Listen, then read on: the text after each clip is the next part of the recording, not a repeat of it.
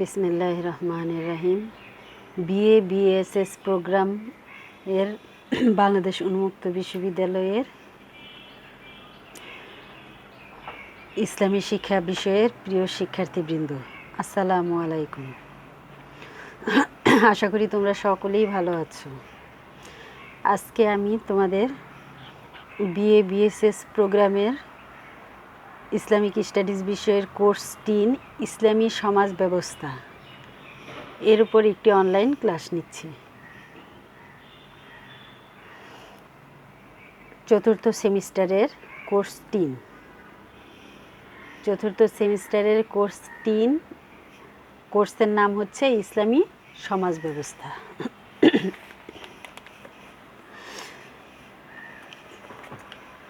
Unit 1,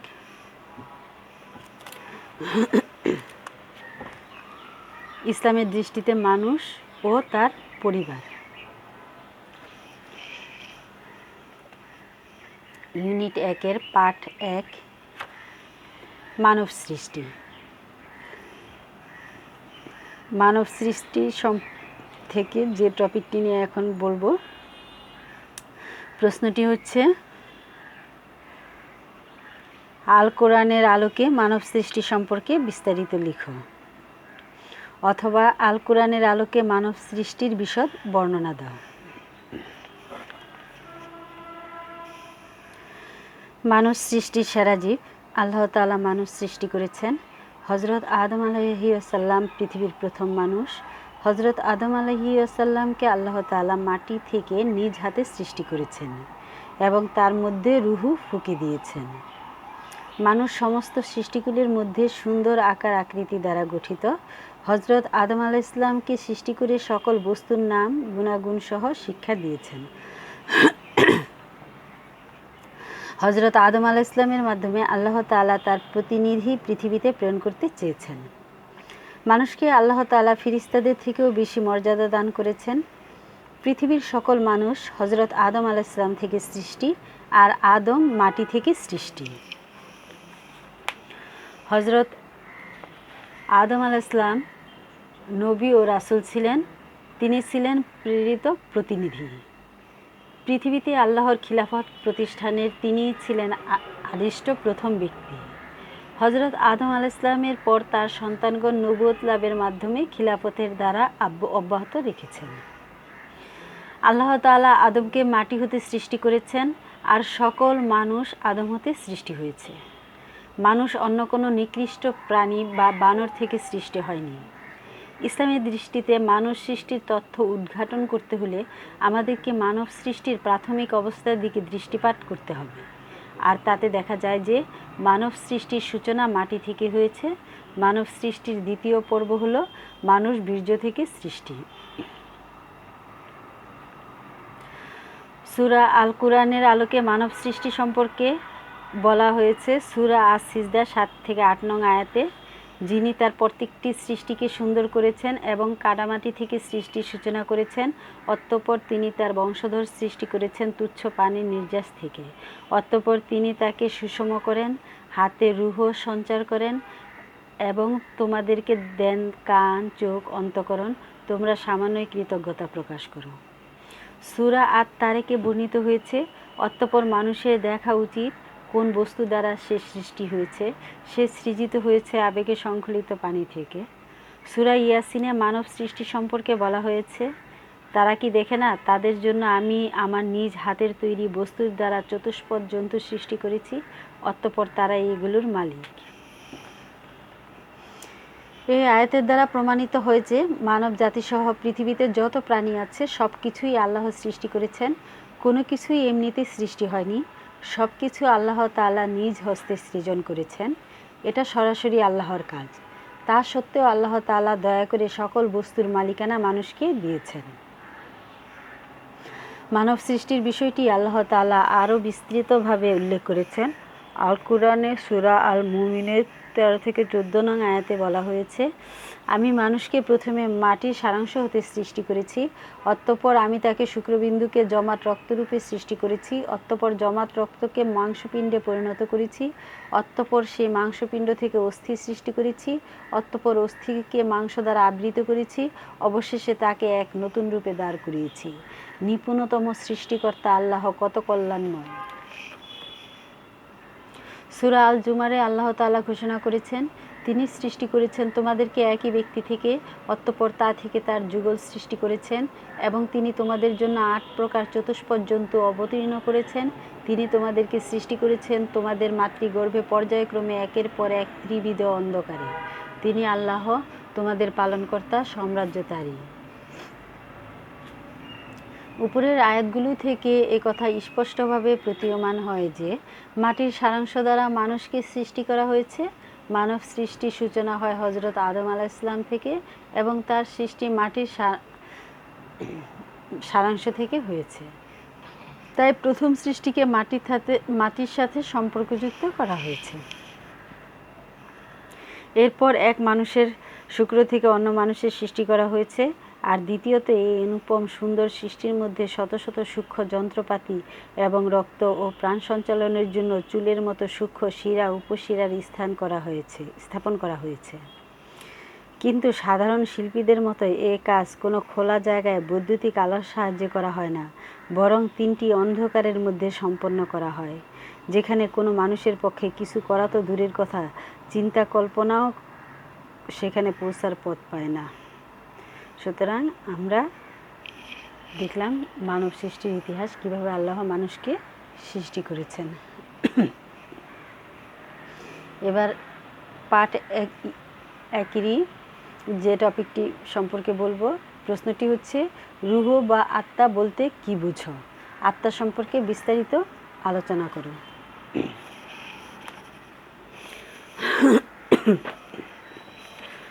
রূহ বা আত্মা বলতে কি বুঝো?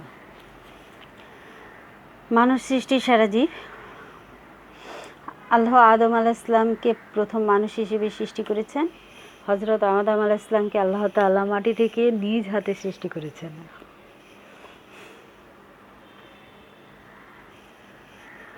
এবং তার মধ্যে রূহ ফুঁকে দিয়েছেন। মানুষ সমস্ত সৃষ্টিকুলের মধ্যে সুন্দর আকার আকৃতি দ্বারা গঠিত। মানুষকে আল্লাহ তাআলা ফেরেশতাদের থেকেও মর্যাদা দান করেছেন। পৃথিবীর সকল মানুষ হযরত আদম আলাইহিসসালাম থেকে সৃষ্টি, আর আদম আলাইহিসসালাম সৃষ্টি মাটি থেকে। হযরত আদম আলাইহিসসালাম নবী ও রাসূল ছিলেন। তিনি ছিলেন আল্লাহর প্রেরিত প্রতিনিধি। ইহুদীদের প্ররোচনায় মক্কার কুরাইশরা যখন রূহের হাকিকাত সম্পর্কে মহানবী সাল্লাল্লাহু আলাইহি সাল্লামকে প্রশ্ন করল, তখন আল্লাহর পক্ষ থেকে রূহ সম্পর্কে জবাব দেওয়া হলো। আল্লাহর ওহীর মাধ্যমে মহানবী সাল্লাল্লাহু আলাইহি সাল্লামকে জানিয়ে দেওয়া হলো সূরা আল ইসরায়, হে মুহাম্মদ সাল্লাল্লাহু আলাইহি ওয়াসাল্লাম, আপনাকে তারা রূহ সম্পর্কে প্রশ্ন করে, আপনি তাদেরকে বলে দিন, রূহ হচ্ছে আমার প্রতিপালকের আদেশ। এ বিষয়ে তোমাদের সামান্যই জ্ঞান দেওয়া হয়েছে। উপরিউক্ত আয়াত থেকে বোঝা যায় যে আত্মার স্বরূপ সম্পর্কে কেউ পুরোপুরি অবহিত নয়, কেননা আল কুরআনে রূহ সম্পর্কে যে জ্ঞান দান করা হয়েছে তার চাইতে অধিক জ্ঞান আল্লাহ তাআলা কাউকে দান করেননি। তা সত্ত্বেও উলামাগণ রূহ সম্পর্কে বিভিন্ন ধারণা দিয়েছেন এবং রূহ ও আত্মা সম্পর্কে বিতর্কিত বিভিন্ন আলোচনা করেছেন। নিম্নে আমি এখন দার্শনিক ও চিকিৎসাবিদগণের মতামত কি রূহ সম্পর্কে, এ সম্পর্কে আলোকপাত করব। দার্শনিকেরা কি বলতে চেয়েছে আর চিকিৎসাবিদগণরাই কি বলেছে। প্রাণীদের খাদ্য গ্রহণের পর বিভিন্ন পর্যায়ে পরিপাক ও হজম হওয়ার মাধ্যমে হৃৎপিণ্ডে এক প্রকার সূক্ষ্ম তাপের সঞ্চার হয়। বস্তুত এটি প্রাণের উৎস হয়ে প্রাণীদেহকে জীবন্ত রাখে, আর এটি হচ্ছে রূহ বা আত্মা। এছাড়া অন্য কোনো বস্তু নেই যাকে রূহ বা আত্মা নামে আখ্যায়িত করা যায়। প্রাণীদের এ সঞ্চালন প্রক্রিয়া যখন বন্ধ হয়ে যায় তখন তার মৃত্যু হয়, আর তখনই বলা হয় অমুক অমুক ব্যক্তি মৃত্যুবরণ করেছে, অমুকের দেহে আর রূহ অবশিষ্ট নেই। পিথাগোরাসের অনুসারীদের মতে দেহের মৌলিক উপাদানসমূহের সংমিশ্রণের ফলে সৃষ্ট অবস্থাকে আত্মা বলা হয়। উল্লেখ্য যে প্রাচীন দার্শনিক ও বর্তমান যুগের আত্মা বিশেষজ্ঞরা আত্মা সম্পর্কে চিকিৎসকদের থেকে ভিন্নমত পোষণ করেন। তাদের মতে জীবাত্মা ছাড়াও নফস বা রুহ নামে আরেকটি পৃথক জিনিস আছে। তাদের ভাষায় মানবদেহে বস্তুগত ও অনুভূত অংশ ছাড়া আরেকটি পৃথক উপাদান বা শক্তি রয়েছে, যা বস্তুগত উপাদানের চাপে ম্রিয়মাণ হয়ে পড়ে বটে, তবে রিয়াজাত, মুজাহাদা বা অন্য কোনো পন্থায় কিংবা নিদ্রা অবস্থায় যখন ইন্দ্রিয় শক্তি নিষ্ক্রিয় হয়ে পড়ে তখন তা সজীব হয়ে ওঠে এবং মানুষ তখন ঊর্ধ্ব জগতের রহস্যাবলী সম্পর্কে অবগত হয় এবং অন্যের কাছে তা প্রকাশ করে। ইসলামী চিন্তাবিদদের দৃষ্টিতে রুহু বা আত্মা। ইসলামী চিন্তাবিদ ও গবেষকরা রুহু বা আত্মা সম্পর্কে যে মতামত ব্যক্ত করেছেন তা হচ্ছে, আত্মা হলো একটা পৃথক দেহ যার আবাসস্থল হলো স্থূল দেহ। তাদের মতে আমরা একটি মানুষকে কখনো শিশু, কখনো যুবক, আবার কখনো বৃদ্ধ হিসেবে দেখি, কিন্তু অবস্থার এ পরিবর্তন সত্ত্বেও সে পূর্বে যে মানুষ ছিল পরেও সে একই মানুষই থেকে যায়। অতএব রুহু বা আত্মা যদি কেবল সেই জীবন উৎসের নাম হতো যা হৃৎপিণ্ডের সূক্ষ্ম তাপ সঞ্চারের ফলে অস্তিত্বে আসে, কিংবা সেই অবস্থার নাম হতো যা উপাদানসমূহের সংমিশ্রণের ফলে সৃষ্টি, তাহলে কর্ম ও অবস্থার পরিবর্তের সাথে সাথে প্রত্যেকটি মানুষ এক একটি নতুন মানুষে পরিণত হতো। কেননা মানুষ যেহেতু খাদ্যের রূপান্তর ছাড়া ভিন্ন কোনো বস্তুর নাম নয়, তাই প্রত্যেক মুহূর্তেই পরিবর্তনশীল অবস্থা ও গুণাবলীর প্রেক্ষিতে তার হাকিকতেরও পরিবর্তন ঘটত। কিন্তু যেহেতু এরূপ হয় না, বরং কর্ম, অবস্থা ও গুণাবলীর পরিবর্তন সত্ত্বেও মানুষ মানুষই থাকে, তাই একথা অবশ্যই বলা যায় যে প্রকৃতপক্ষে মানুষ এ সকল ক্ষণস্থায়ী পরিবর্তনের নাম নয়, বরং সে হলো এমন একটি পৃথক সূক্ষ্ম দেহ যা বাল্য, যৌবন ও বার্ধক্য তথা সকল অবস্থায়ই অপরিবর্তনীয় থাকে এবং দেহের যাবতীয় পরিবর্তনের প্রভাবকে গ্রহণ করার পূর্ণ যোগ্যতা রাখে। এ সূক্ষ্ম দেহই আত্মা বা রূহ। দেহের মৃত্যু ঘটলেও এর মৃত্যু হয় না, বরং নিজের কর্ম ও বৈশিষ্ট্যের পরিপ্রেক্ষিতে হয় ঊর্ধ্বজগতের সাথে নতুবা পঙ্কিলময় নিম্ন জগতের সাথে সম্পর্কিত হয়ে পড়ে। আল্লামা রুমি আত্মা সম্পর্কে বলেছেন, প্রাণ বা আত্মা তারই নাম যা ভালো মন্দ সম্পর্কে অবহিত থাকে, কল্যাণে প্রফুল্ল হয় আর অকল্যাণে বিমর্ষ হয়। আত্মার অনুভূতির প্রভাব রয়েছে। যার আত্মা অধিক উন্নত হবে সেই হবে আল্লাহ তাআলার ওয়ালাদের অর্থাৎ আল্লাহর অনুগত বান্দাদের অন্তর্ভুক্ত। আল্লামা আবুল বাকারের মতে, ইসলামী চিন্তাবিদ, দার্শনিক ও সুফিগণের মধ্যে বিরাজমান মতপার্থক্যের ব্যাখ্যা এই যে, যখন রুহু বা আত্মা বলে কোনো জিনিসকে আমরা খোঁজ করি তখন তিনটি জিনিস আমাদের কাছে ধরা পড়ে, যথা জীবাত্মা, স্বভাবাত্মা ও মানবাত্মা। চিকিৎসা বিজ্ঞানীরা আত্মার যে সংজ্ঞা দিয়েছেন তা হলো সেই সূক্ষ্মতাপ মৌলিক উপাদানসমূহের উত্তপ্ততা ও নমনীয়তার ফলে অস্তিত্ব লাভ করে। এটা আসলে জীবাত্মারই অপর নাম। পিথাগোরাস এবং তার অনুসারীরা যে আত্মার কথা বলেছেন সেটা হলো স্বভাবাত্মা, আর মানবাত্মা হলো সকল কর্ম ও গুণের অধিকারী বা জিম্মাদার। বিচার দিনের পাপ পুণ্য এর সাথে সম্পর্কিত। আল কোরআনে এই আত্মাকেই সম্বোধন করা হয়েছে। প্রকৃতপক্ষে এটাই মানুষ, যার প্রচলিত নাম রুহু বা মানবাত্মা। প্রকৃতপক্ষে আত্মা হলো একটা সূক্ষ্ম উপাদান যা প্রাণীদেহে ছড়িয়ে আছে। দেহ হলো তার কাঠামো। এটা হাতিয়ার হিসেবে ব্যবহার করে এবং দেহকে সম্বল করেই সকল কাজ সমাধা করে।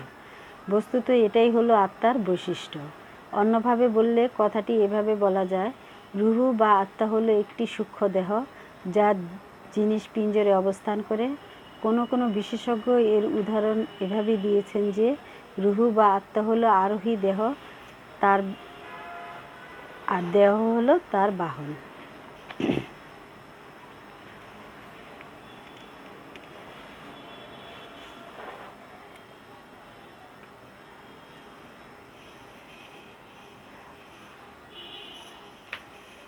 পার্ট 1-এর ওপর তোমাদের 2টি কোশ্চেন পড়ানো হলো। এবার পার্ট 2-এর ওপর যে টপিকটি নিয়ে আলোচনা করব সেটি হচ্ছে মানুষের মর্যাদা। প্রশ্নটি হচ্ছে মানুষের মর্যাদা সম্পর্কে ইসলামের দৃষ্টিভঙ্গি আলোচনা করো। ইসলাম মানুষকে তার সঠিক মর্যাদা ও উপযুক্ত সম্মান দিয়েছে। মানুষকে আল্লাহ তাআলা এই পৃথিবীতে প্রতিনিধি হিসেবে পাঠিয়েছেন। মানুষকে সকল সৃষ্টির সেরা করে সৃজন করেছেন। সকল সৃষ্ট জীবের মধ্যে মানুষকে আশরাফুল মাখলুকাত হিসেবে সম্মান দিয়েছেন। পৃথিবীর সব কিছু মানুষের অধীন করে দিয়েছেন। আর মানুষকে নিজের বান্দা ও খলিফা হিসেবে ঘোষণা দিয়ে নিজের সাথে সম্পর্কিত করেছেন। সৃষ্টিলোক মানুষের মর্যাদা, শ্রেষ্ঠত্ব এবং বিশিষ্টতা এখানেই। মানুষের মর্যাদা হচ্ছে মানুষ এক মহা মর্যাদা সম্পন্ন সৃষ্টি। ইসলামের দৃষ্টিতে মানুষ এক মহা মর্যাদা সম্পন্ন সৃষ্টি। মানুষের এই মর্যাদা ও সম্মান যেমন আল্লাহর নিকট, তেমনি বিশ্বলোকের সব কিছুর উপর। আল্লাহ তাআলা এক বিশেষ উন্নত মানে তা মহান উদ্দেশ্যে সৃষ্টি করেছেন। তিনি নিজে রুহু মানুষের দেহ সত্তায় ফুঁকি দিয়েছেন। আল্লাহর ফেরেশতা বাহিনী দ্বারা মানুষকে সিজদাও করিয়েছেন। বিশ্ব প্রকৃতিতে মানুষের মর্যাদা। এই বিশ্ব চরাচরে মানুষ তুচ্ছ নয়। বিশ্ব প্রকৃতির মাঝে এক ছোট্ট প্রাণী হয়েও বিশ্বের স্বাতন্ত্র্য বৈশিষ্ট্যের কারণে মানুষ শ্রেষ্ঠ আশরাফুল মাখলুকাত। সূরা বনী ইসরাঈল ৭০ নং আয়াতে আল্লাহ তাআলা বলেন, আমি আদম সন্তানকে অতি সম্মান দান করেছি এবং তাদেরকে জলে স্থলে চলাচলের জন্য বাহন দান করেছি। তাদেরকে উত্তম জীবন উপকরণ প্রদান করেছি এবং বহু জিনিসের উপর যা আমি সৃষ্টি করেছি তাকে শ্রেষ্ঠত্ব দান করেছি।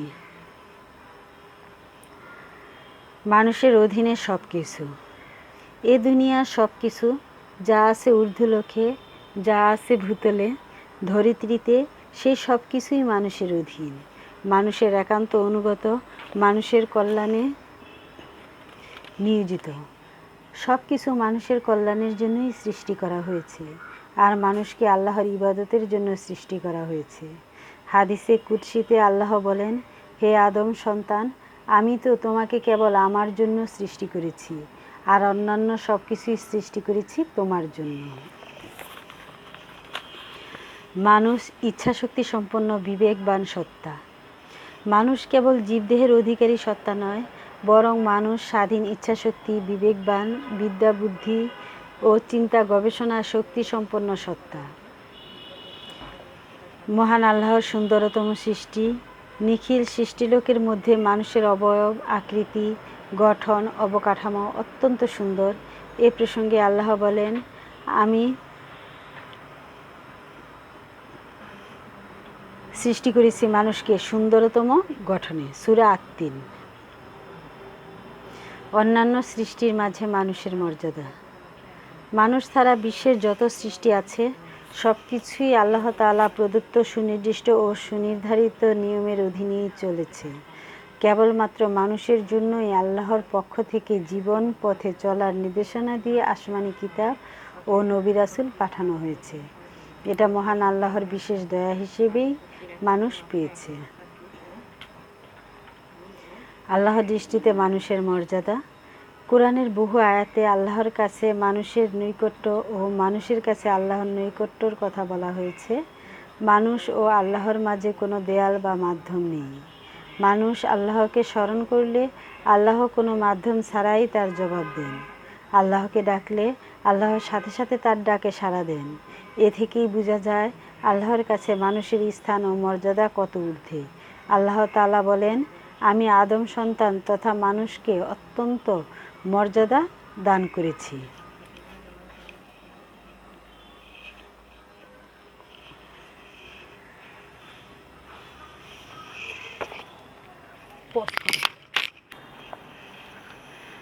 অন্যান্য সৃষ্টির মাঝে মানুষের মর্যাদা।